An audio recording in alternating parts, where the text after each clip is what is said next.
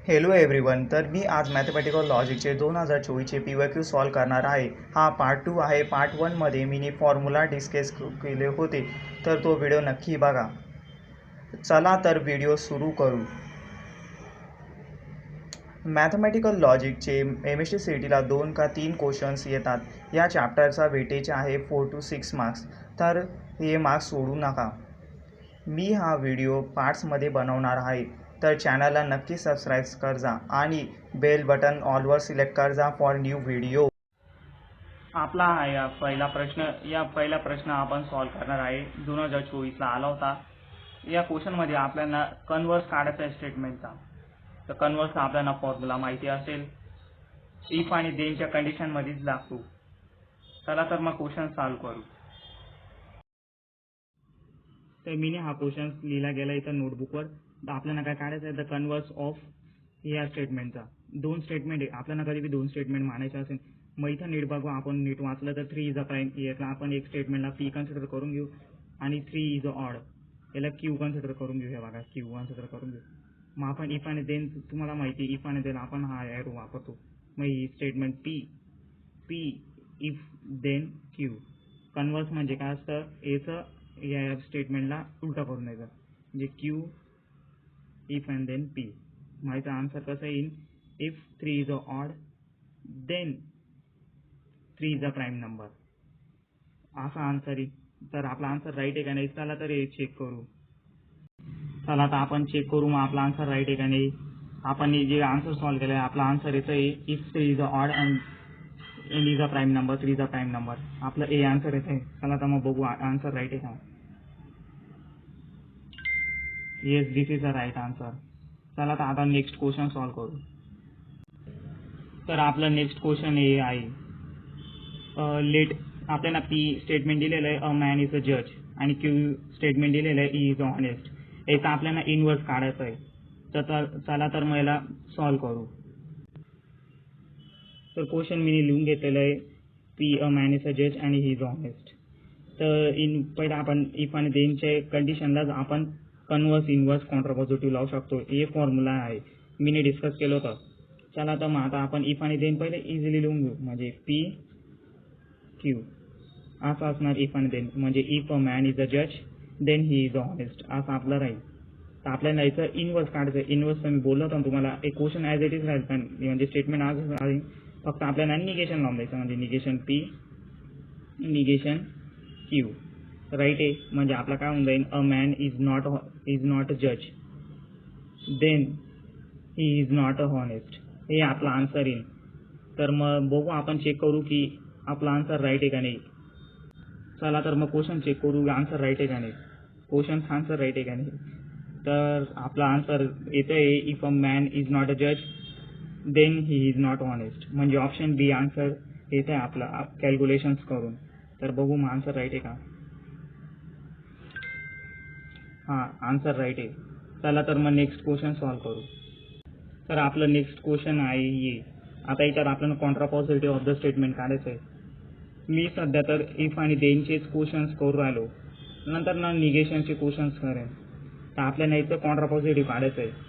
Question नीट वाचून घ्या. चला तर मग एक क्वेश्चनला सॉल्व करू. जर तुम्हाला क्वेश्चन सॉल्व करायचं असेल तर तुम्ही पण व्हिडिओ पॉज करून करू शकता, आणि लास्टमध्ये जेव्हा मी आन्सर चेक करतो तेव्हा तुमचा आन्सर चेक करून बघता. आता मी हे क्वेश्चन सॉल्व करतो आहे, ठीक आहे. चला तर मग क्वेश्चन सॉल्व करू. आपल्याला दिलं आहे if 2 numbers are not equal then their squares are not equal. मग आपण 2 नंबर्स आर इक्वल याला पी कन्सिडर करून घेऊ, आणि their squares are not equal त्याला क्यू कन्सिडर करून घेऊ, आणि इफ आणि देनची साईन लावून देऊ.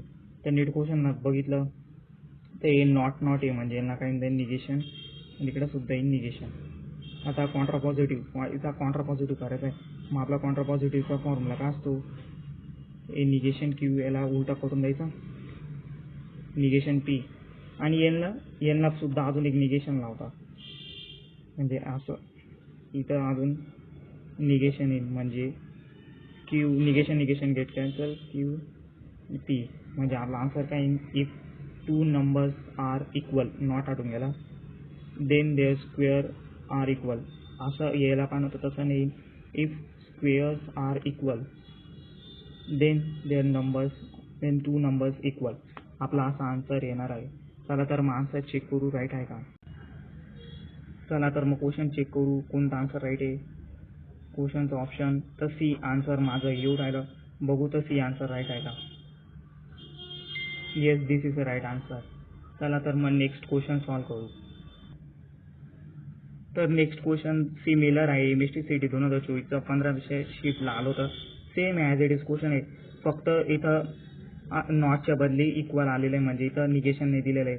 चला तर मग हे क्वेश्चन सॉल्व करू. आपण पहिले याला पी कन्सिडर करून घेऊ जुनं सारखंच, आणि इथं क्यू म्हणजे काय होऊन जाईल दे स्क्वेअर्स आर इक्वल या क्यू गेला. आता याचं कॉन्ट्रा पॉझिटिव्ह काढायचं आहे, म्हणजे काय होऊन जाईल क्यू पहिले असं उलटा लिहून घ्यायचं, हे झालं कन्वर्स आणि निगेशन लावून दिलं जाऊन आता कॉन्ट्रा पॉझिटिव्ह सिम्पल असं होऊन गेलं. म्हणजे आता आन्सर काय येईल, if their squares are not equal then two numbers are not equal, म्हणजे आता इथं आन्सर पुरं निगेशनमध्ये. चला तर मग आन्सर चेक करू राईट आहे. तर हे क्वेश्चनवर आलेलो आहे, तर आपला आन्सर बी येत आहे. तर बघू हा आन्सर राईट आहे का.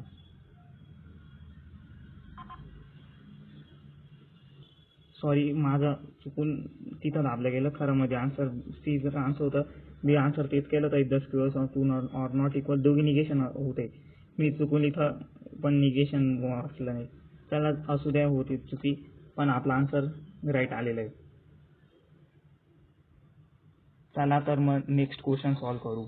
आपलं नेक्स्ट क्वेश्चन हे आहे, हे जरा वेगळं क्वेश्चन आहे, थोडं लॉंग कट पण आहे, म्हणजे खूप मोठं आहे. चला तर क्वेश्चन सॉल्व करू. याच्यात आपल्याला दिलं consider the statement of the following. A आणि बी आणि सी 3 स्टेटमेंट दिलेलं आहे. तर आपल्याला ऑप्शनमध्ये बघायचं आहे की कोणते फॉल्स आहे किंवा कोणते ट्रू आहे. चला तर मला सॉल्व करू. तर मी क्वेश्चन लिहून घेतलं इकडं. तर हे न्यू टाईपचं क्वेश्चन आहे. आपल्याला ए आणि बी आणि सी तिघी स्टेटमेंट बघायला लागेल की कोणती ट्रू आहे कोणती फॉल्स आहे, मग तसं आन्सर येईल. पहिल्यामध्ये दिलेला एमध्ये काय दिलं, इफ 3 + 3 7 देन 4 + 3 = 8. तुम्ही नीट बघितलं ट्रूथ व्हॅल्यू बघा, 3 + 3 7 होतो का, नाही 6 होतं. म्हणजे काय होऊन जाईल एची स्टेटमेंट आहे बघा. एला आपण कसं लिहू शकतो, इफ आणि देन वेन. मग इथं नीट बघितलं तर ही आन्सर येते का, याचं आन्सर फॉल्स येईल. आणि इफ आणि देन आहे, आणि 4 + 3 8 होता का, नाही 4 + 3 7 होतं, मग इथं पण फॉल्स येईल. पण याची ट्रूथ व्हॅल्यू काय असते, फक्त टी आणि एफच फॉल्स असतो. मी बोललो होतं ना, टी आणि एफच फॉल्स असतो. तर देअरफॉर एक आन्सर इन ट्रू. आता बीला चेक करू. थोडा कॅमेरा खराब आहे, माझे तर मोबाईल खराब आहे, म्हणून इफ 5 + 3 = 8 आणि देन अर्थ इज फ्लॅट. 5 + 3 8 बरोबर ट्रू आहे. आपण टी कन्सिडर केला, इफ आणि देनची साईन लावली. अर्थ इज फ्लॅट, अर्थ तर आपली सर्कल सारखे म्हणजे स्पिअर आहे, अर्थ फ्लॅट नाही, फॉल्स. बघा टी आणि एफच फॉल्स असतो, म्हणून इथं आन्सर इन फॉल्स. आणि सी आता बघू आपण, if both A and B are true. आता मला सांगा ए आणि बी ट्रू आहे का, एक ट्रू आहे आणि एक फॉल्स आहे. मग therefore both A and B are true, मग देअरफॉर आन्सर इन फॉल्स. हे ओळखता येईल पाहिजे ना तुम्हाला, फास्ट कॅल्क्युलेशन करायचं याची. 5 + 6 = 11 असतं, पण 17 आहे, देअरफॉर इथं सुद्धा फॉल्स येईल. देअरफॉर याचा आन्सर काय येईल मग ट्रू येईल, कारण की टी आणि एफच फॉल्स असतो. मग देअरफॉर आता पुरं होल स्टेटमेंट काय येईल ते आपण बघू. पण इथे एक बात बघितली, ती ए आणि सी ट्रू आहे आणि बी फॉल्स आहे, आणि बी फॉल्स आहे आणि सी ट्रू आहे, म्हणजे उलटं सांगितलं. म्हणजे ए आणि सी आपले ट्रू आहे आणि बी फॉल्स आहे. तर आपण आपल्या क्वेश्चनशी मॅच करू, म्हणजे ऑप्शन कोणता राईट येतोय ते बघू. तर आपल्या कॅल्क्युलेशन नुसार काय आलं होतं, ए आणि सी ट्रू आहे आणि बी फॉल्स आहे. मग इथं बघितलं तर बी ऑप्शन ॲक्युरेट आन्सर राईट आहे, तर त्याला आपण लॉक करून बघू. राईट आला. तर मी हा पार्ट इथपर्यंत संपवतोय. जर तुम्ही नेक्स्ट पार्ट पाय नसेल, म्हणजे अजून क्वेश्चन सॉल्व करायचे असेल, तर मी नक्की पुढचा पण पार्ट बनवणार. तर कमेंट प्लीज करा आणि लाईक अँड सबस्क्राईब करा.